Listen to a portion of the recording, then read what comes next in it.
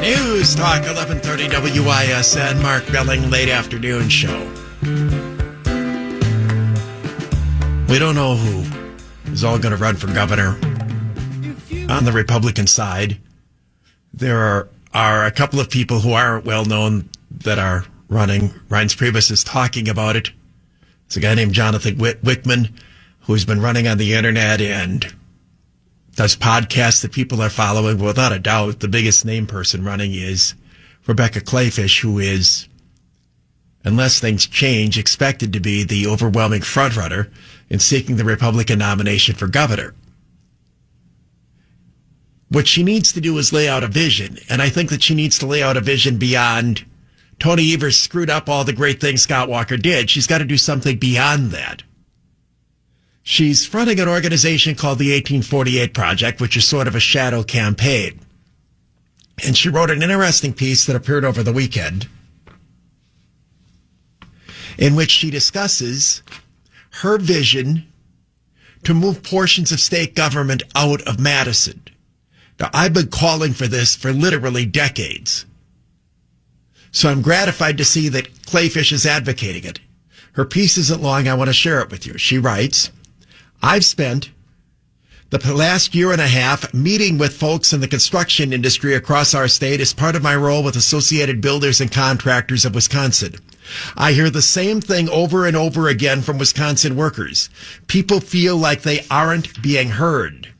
Little wonder that's the case. The governor has spent nearly a year hunkered down in Madison. Liberal protesters had to literally light Kenosha on fire to get him to venture outside Dane County. And his workforce agency let thousands of calls go to voicemail from people struggling without a regular paycheck because of the shutdown he ordered. Whether it's state government or political establishment, people feel like they're being left behind by big institutions that won't respond to regular people because they don't seem to care about regular people. We cannot begin to restore trust in our society unless we're meeting Wisconsinites where they are. That means forcing institutions in Madison to branch out and see the realities the rest of the state is facing. In the 2010s, then state senator and now Congressman Tom Tiffany worked overtime to pass a bill moving Wisconsin Forestry Division out of Madison to where it belonged, the Northwoods of Wisconsin.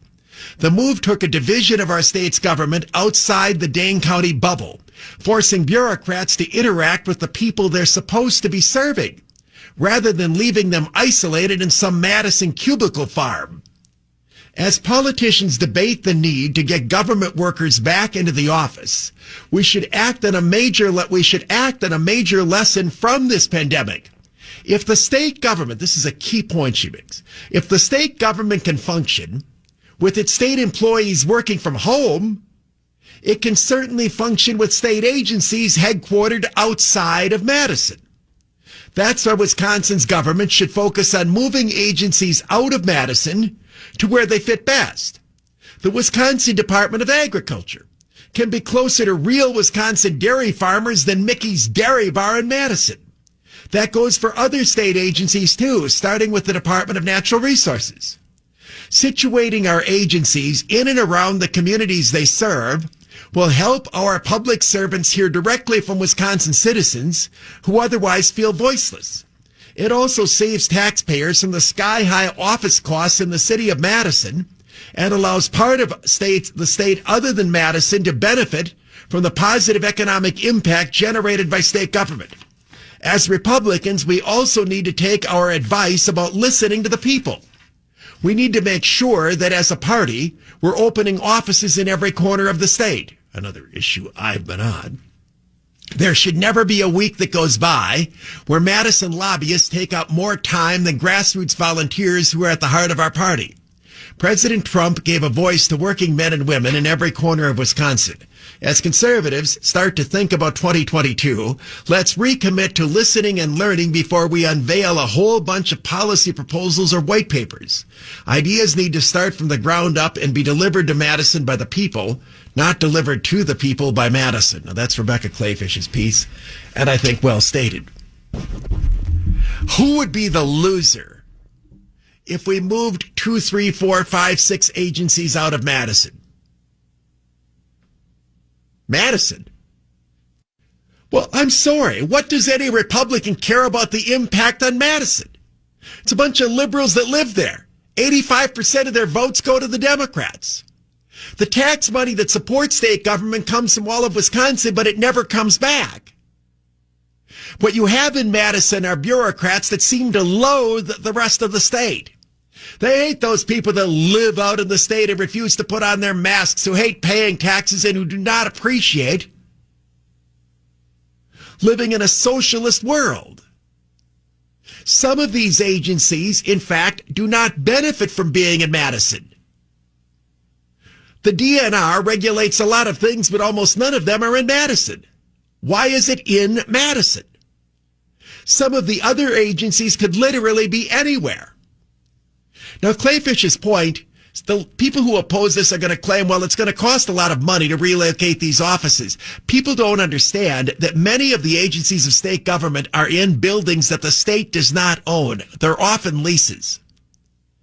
If you can get out from underneath those extremely expensive leases in Madison and relocate people to around the state, or in this instance, keep some of them working remotely where they're based all over the place, I think you're likelier to get rid of this stranglehold of overt liberalism that's in place by putting everybody in Madison.